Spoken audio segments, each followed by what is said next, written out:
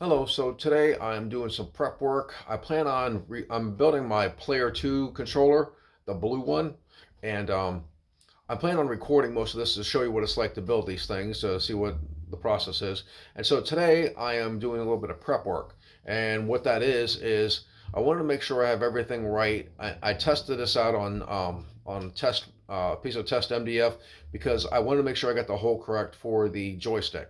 I want to show you the different joysticks, some of the components, so you kind of get an idea what's going on here at the beginning.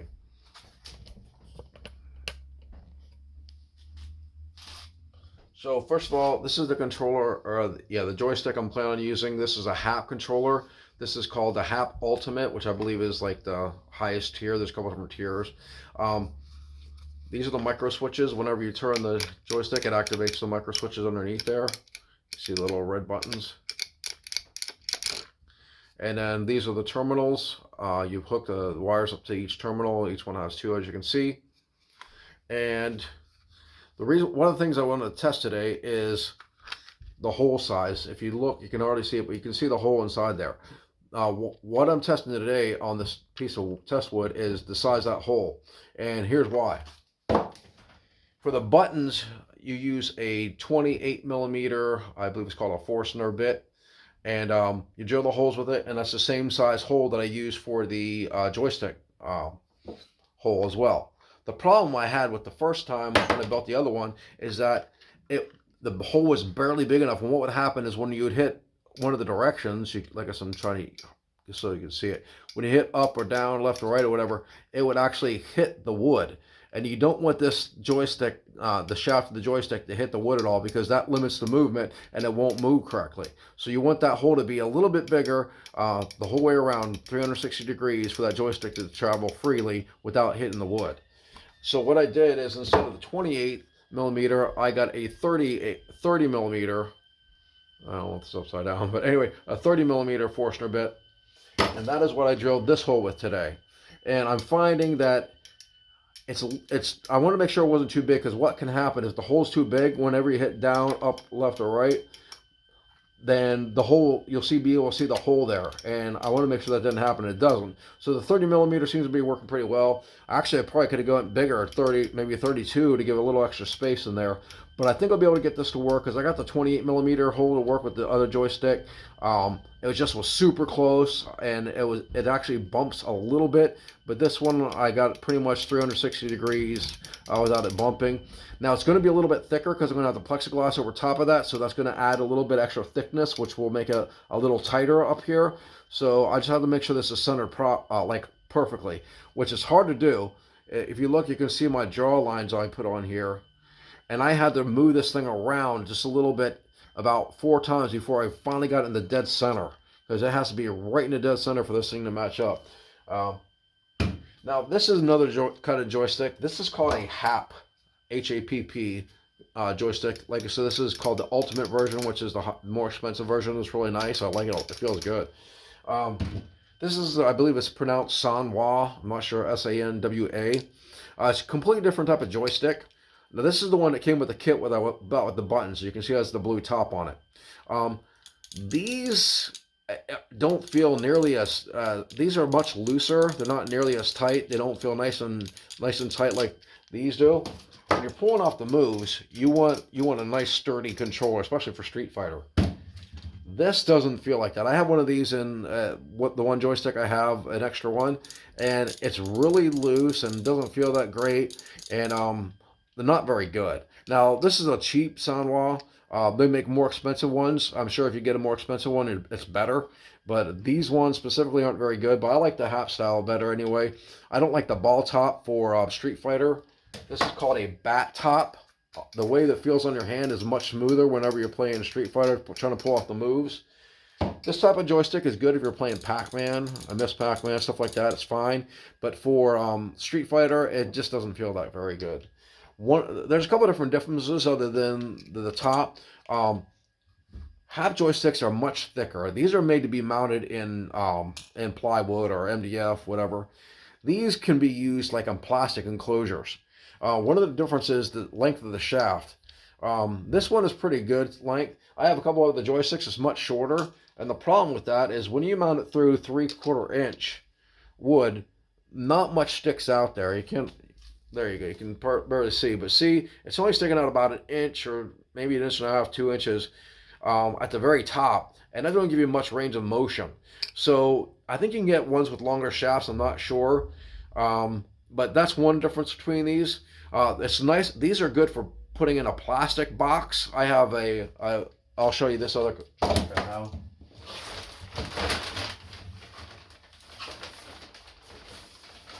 I've had this one a long time. It's called a Mayflash. I bought this specifically for my Xbox 360 for playing Pac-Man. I put a 4-way restrictor plate. I'll show you what that is in a minute. So it works. This works excellent for Pac-Man. The problem with it, when you put a 4-way restrictor plate, you can't really use it for a Street Fighter game because Street Fighter requires 8 directions. This only goes down, right, up, and left. It only lets you. It locks in those 4 positions, so you can't do 8 positions. When you're playing Street Fighter, you need to be able to go like up right, down left, up left, or up up left.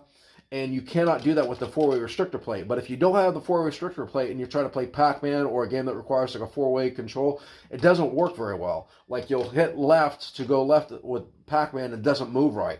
So this controller I pretty much only use for Pac-Man and old school games like that. That 4-way control is good. But what I was saying is, these Sanwa, the short ones, work really well because this box is not thick at all. I don't know how, in the inside, maybe 2 inches. And this only requires, this is about an 1.5 inch clearance you need to have. This one is about 2.5 inches. If you look underneath, you can see there's a good bit more depth. It's like a full inch more for these ones. So if you're making a small box, these are better. If you're using a plastic box, you definitely want to go with these because a lot of the boxes, pre-made plastic boxes, aren't deep enough to put in a HAP controller. So this one is using the same type of, like I said, a Sanwa controller. The restrictor plate I was talking about, you can see it on the back here. Each one is different, but this is right now. This is set in 8-way mode, I believe. You can go 8 different directions. Now, you can take this plate off. I believe if you rotate it a little bit, you can make it a 4-way, or you can take this restrictor plate off and then make a 4-way restrictor plate. You just put that on, which is how I did on the other controller, and then that would make it a 4-way controller. But again, you do that, you won't be able to play like a Street Fighter or anything that requires an 8-direction joystick. One other difference between these and what makes this a little bit nicer for working with as well, to hook into the encoder, which is this little circuit board. This is where all the components plug in, your joystick, all the buttons, and then that's where the USB plugs into for the computer. This has a little slot right here. I believe it's a 5-pin. I'm not sure. I think it's a 5-pin right there. And what you do, what makes these pretty nice, this has the 5-way ribbon cable, a little cable. You just plug it in there, one plug, and you plug this in into the encoder right here, and that's all you got to do. The HAP button, the joysticks on the other end, have 2 pins on each one. So you have to hook up these wires. I'll show you an example of one.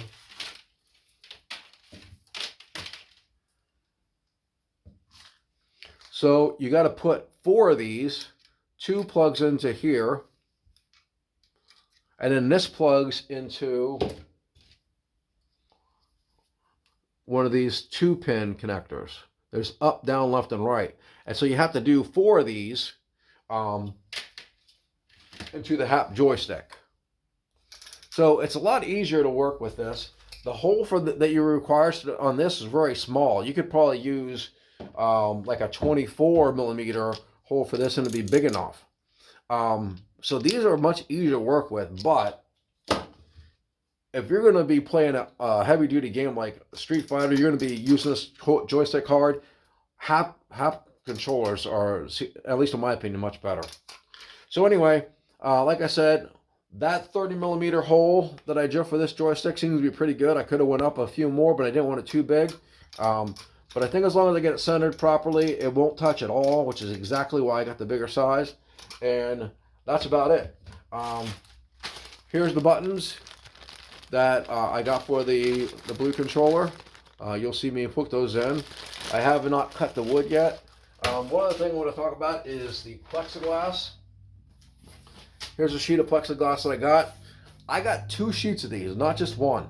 And the reason why is because I am planning on putting the template on the wood and then drilling through this with a Forster bit, and I don't know if it's going to crack or it's going to make it through there correctly. So I bought 2 sheets in case it doesn't work. I can take this off.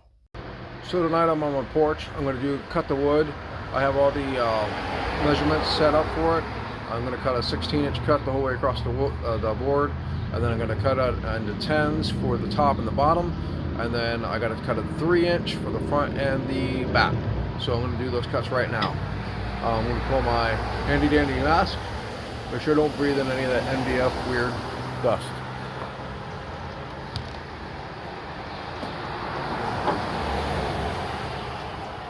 So I made a mistake and I cut the bottom in half for some reason. I thought, I'm not sure what happened. I was cutting a bottom, one of the sides, the 3-inch, and I cut the board in half. So now I don't have the bottom for it. Probably gonna have to go to Home Depot and buy a new sheet of MDF so I can make the bottom for it. Now, that was not fun. Now I'm putting on the plexiglass. I'm putting in the screws, and I'm going to try to drill through this, the holes through it. That'll be my next part. So now what I'm doing is I'm putting the template on the board. I'm going to drill through it. I have the plexiglass on now. I'm going to try to drill through the plexiglass with the bit and get through all the holes, and then the joystick hole as well with the bigger bit. And then I also have the 2 buttons on the side. I'm going to add those in after these ones are done. So we'll see how it goes. So now I'm going to try to drill the holes and hope I don't ruin this plexiglass.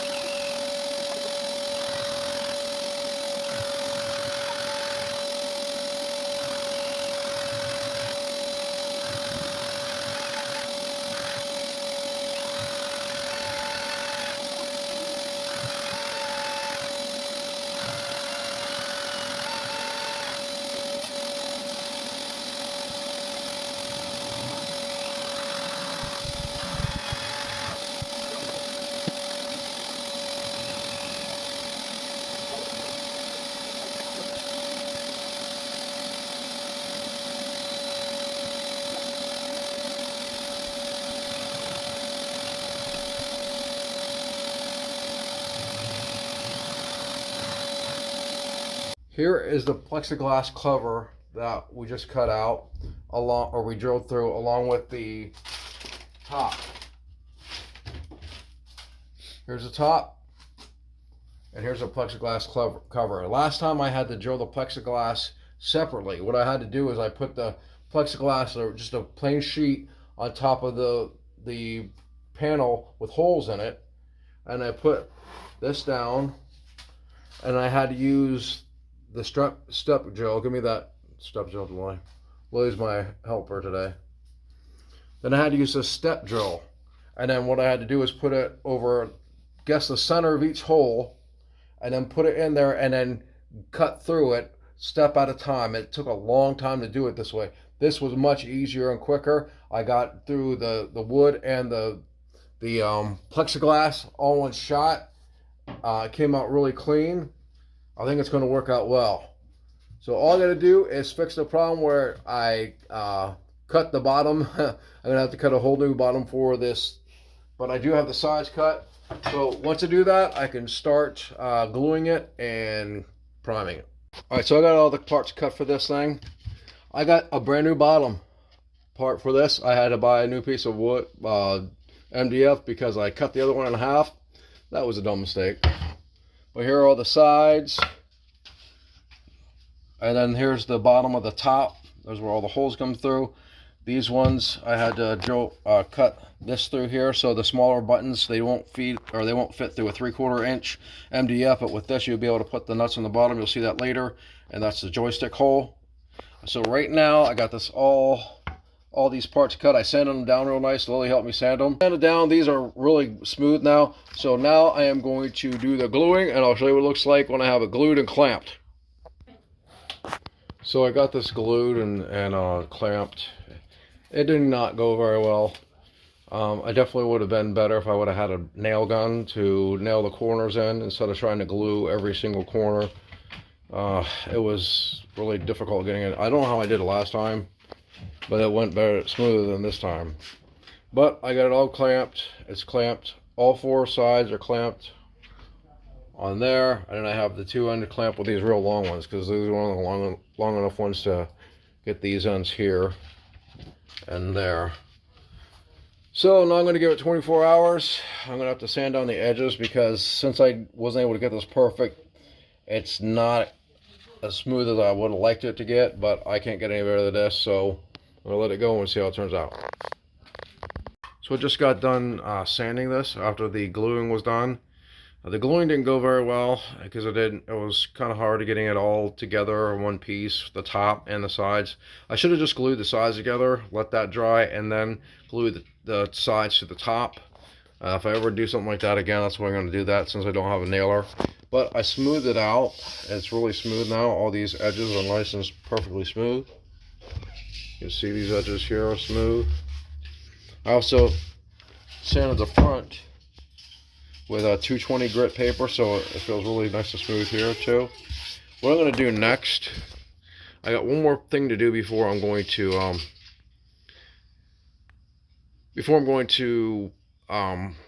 prime it and get ready to paint and put the stuff on it. And that is, I'm going to add these it's a 2x3. I cut it in half. These little pieces. What I'm going to do this for, I did this on the other one. I tried using MDF on the last one and they all split, so I had to do this all over again. I used 2x3s last time and it worked pretty well. Underneath here, I'm going to take these 2x3s and I'm going to glue them to the edge. A couple of different spots, 3 per side, like this. I'll show you when I'm done. The reason why I'm doing that is because the bottom, here's the bottom board. The bottom board, you don't want to glue it on. You have to be able to access the control panel.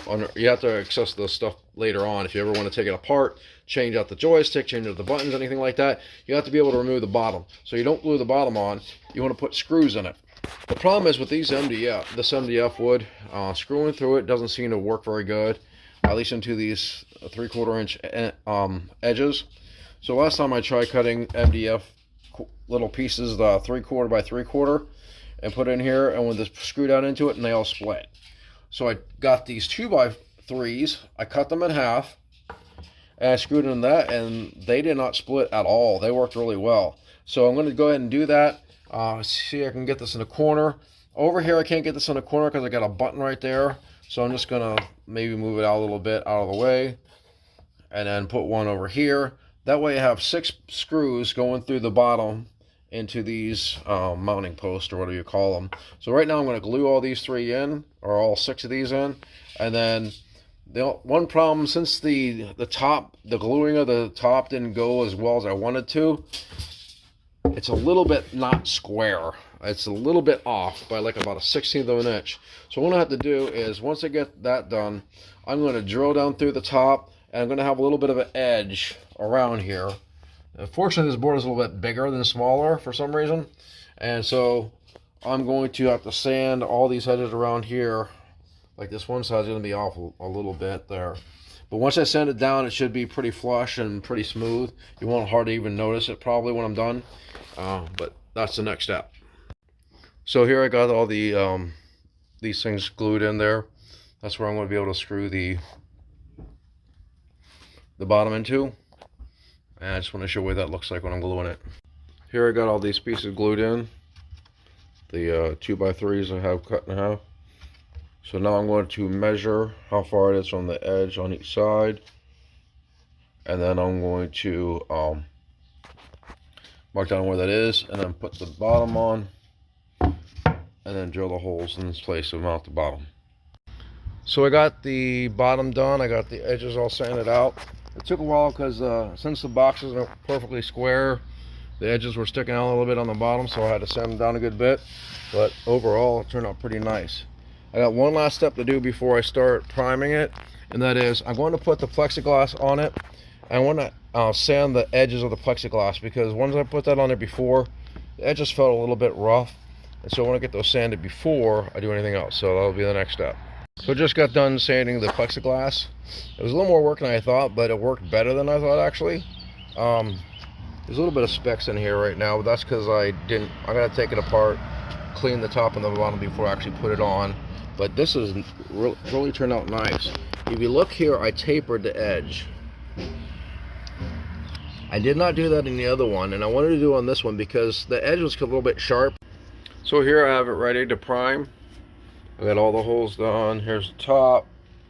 I'm going to use this as a test piece because I'm thinking about putting the decal sticker directly on the wood instead of the plexiglass. I put it on the underside of the plexiglass, and you can see a bunch of marks on it, or like air holes, water holes. I'm not sure, but I thought if I put on that, I could probably get rid of that. Tonight, I just drilled this hole here. That's where the wire goes through. I want to show what it looks like before primed. That's it.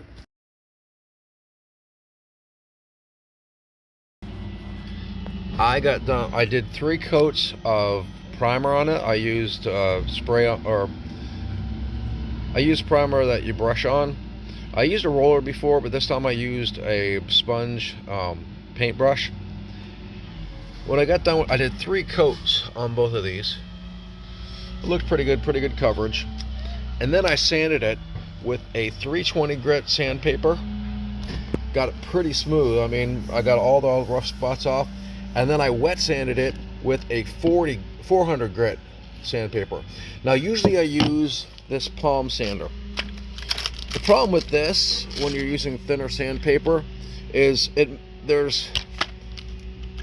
makes little holes right here because like the padding is worn away, and whenever the holes, wherever that's like metal, it gets through, it cuts into the board and makes marks. So I decided to use this hand sander. Now normally I hate hand sanding, but for sanding out paint, it works really well. I wet sanded it with the 400 grit. I sprayed some water on there and sprayed it down, and I can't believe how smooth this is. You may not be able to tell on the camera here, but I mean, it's like smooth as glass. I've never did that good sanding before. I never really knew how to sand that well, but getting down using the 320 grit to get all the little ridges off there worked pretty well, and then using the 400 grit with wet sandpaper made it super smooth. I mean, this thing feels incredible. So I'm really excited how this is going to turn out. I learned a lot about sanding. I was never that great of a sander before, but I tell you what, that really makes a difference. If you could feel this thing, I can't believe it. It's, like I said, smooth as glass. So I'm really excited to see how this thing turns out. Just want to give you an update. I've been working on this for longer than I planned on, but I think it's going to be worth it in the long run. All right, so I got the bottom and the top painted. I put 3 or 4 coats of paint and then clear coated. There's some little specks on it. I'm not sure what that is. I'm going to try to, after it dries completely, I'm going to wipe it down good, and hopefully that'll come off. I'm not really sure. It wasn't there when I did the paint, so could be the clear coat. I'm not really sure, but that's where I'm at right now. Right now I'm applying the vinyl decal to the plexiglass. I put it in the middle. I haven't taken off the back yet, so you can see where the back's removed there, but not here. Look a lot better when I have the back removed. I'm cutting out the little holes here with an X-Acto knife. I already cut these 3 out. I'm cutting out this 4th one now. There's the holes I cut out, and then I'll be taking off the back, and it'll look a lot better. That's it. So somehow the holes for the buttons aren't big enough. I mean, it's close, but they're really tight and I can hardly get them in there. I don't know how that happened because it's the same drill bit I used last time. But let me show you. I'm going to flip this over. Hold on. So if you look, I'm going to put it through here. This way it almost goes in. I mean, it probably would go through the whole way, but for some reason when I try to go through the other side from the top, they're super tight. I mean, I don't want to break the buttons trying to get them in there. So I'm going to take it outside with my Dremel tool and bore these holes out just a little bit. Just these 8 buttons there. That one's fine, I believe, and those 2 are fine. I tried the smaller buttons. And then I shall be ready to build this thing. I put all the buttons in. Bye. Okay, so I just bored out the holes with the Dremel tool.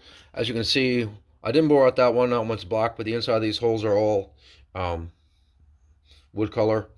I think what it was, the thickness of the primer and the paint was in the holes a little bit. Once I cleared that out, it got a little bit better. It may be a little bit tighter with the holes for the plexiglass as well, but I think the holes in the wood are good. So now it should be good. I'm going to let this finish drying, let the clear coat dry until tonight, and then I'll be ready to put it together. Bye. So today is the day I'm going to be putting this together. I got everything ready here. I'm going to assemble this and then show you what it's like when I'm done. I'll show you different parts of different things I'm doing. Right now I'm putting on the plexiglass cover, and I'll be back with the next part. Alright, so I got the cover on there good, got it screwed down. So I'm going to now put in all of the buttons. To put in the button, just obviously push it through the hole, and they have these little screw-on nuts in the back.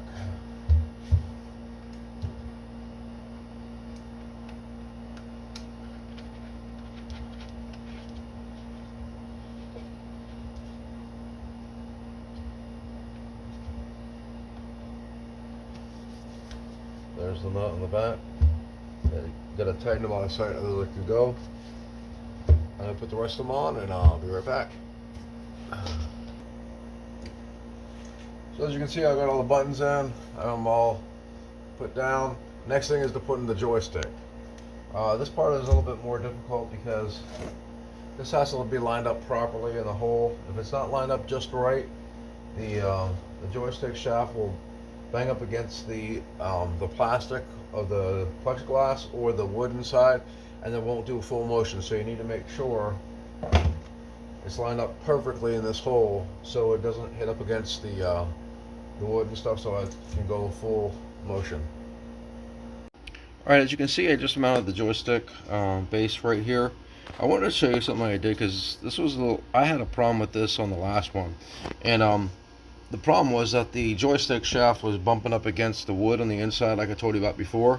So what I did to get this exactly where I wanted to be, if you look in this, there's 2 sets of holes. I already have the 4 corners already screwed through there, but there's also these side holes right here, and you can see there's a screw hole in that one, and over on this side you can see there's a screw hole in that one too. It's kind of harder to see there, but there it is. So what I did is those sides are adjustable a little bit. As you can see, it's a big, like a bigger slot. So I put the screws in and put them in the dead center of that, and then I adjusted it up and down and to where the shaft was like almost perfectly dead center. After I had that done with these little side holes, I took the screws out, and then I marked the 4 corners exactly where I wanted it to be, and I drilled or screwed that down in there. So technically this should be exactly where I wanted to be in the middle, and the joystick should not bump against the wood or the plexiglass at the top. Also, to avoid that, I did bore out the plexiglass a little bit more. If you look, it's not perfectly even. It's a little bit like slanted a little bit. That's because I used the step drill to bore that out just a little bit more than the standard hole in the middle, just to give a little bit extra clearance for the joystick shaft, because as I said before, if that bumps up against any of these sides, it's going to make the control not work right. It's going to stop the movement that you want it to go. That needs to be free on all 4 sides, and I believe right now it is not bumping against on any of the sides. So on to the next step. I just got the wiring done on this. It took a while to get this all wired properly. These buttons were hard to wire. It's kind of dark in there, but you can't see. The wiring chart that came with it was not very clear at all, and it said if it doesn't work to reverse the terminals, but there's 4 terminals, and it doesn't really say which one's to reverse. So I had to hook them, change the wires around a couple times before I finally got those buttons to work. As you can see, I have all these buttons wired into the encoder, and then I have all the buttons for the micro switches on the joystick all going in there as well. I try to cable tie them a little bit. I know it doesn't look nice and clean and neat in here, but I did get it cable tied some, so it's not too bad.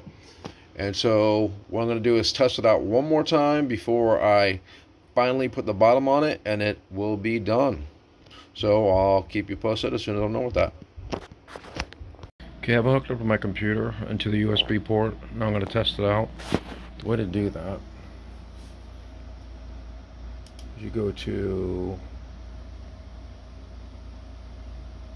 control panel, so in Windows 10 you go to devices and printers, and it will show up as a generic USB joystick. So you right click and go to game controller settings, and then properties. Now it will show you this. If you look, when you hit buttons on the keyboard, that lights up. So you hit this button, see it light up on the screen. And when you move the joystick, that moves around in circles. Up, right, left, left, down. And here's all the buttons. I got a total of 10 buttons. This button is the start button, this is the select. These are all the game buttons. So as you can see, it's wired up properly. All I gotta do at this point is put the bottom on, because I still got the bottom off. Look, there's all the wire. That little light comes on. It'd be cool if you could see that light on from the outside when you turn it on, but without having a hole in the case somewhere, you won't be able to see that light. But that looks pretty good with the blue lights, the green lights, and you can see the blue light on the outside of the whole plexiglass.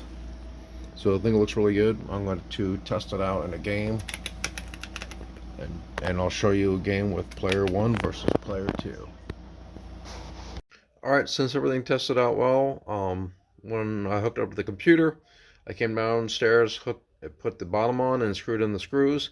The only thing I have left is I'm going to put some rubber feet, or I don't know what you call them, just rubber stuff, foam stuff on the bottom, so it's not flush up against the wood's not directly on the wood, and that's it.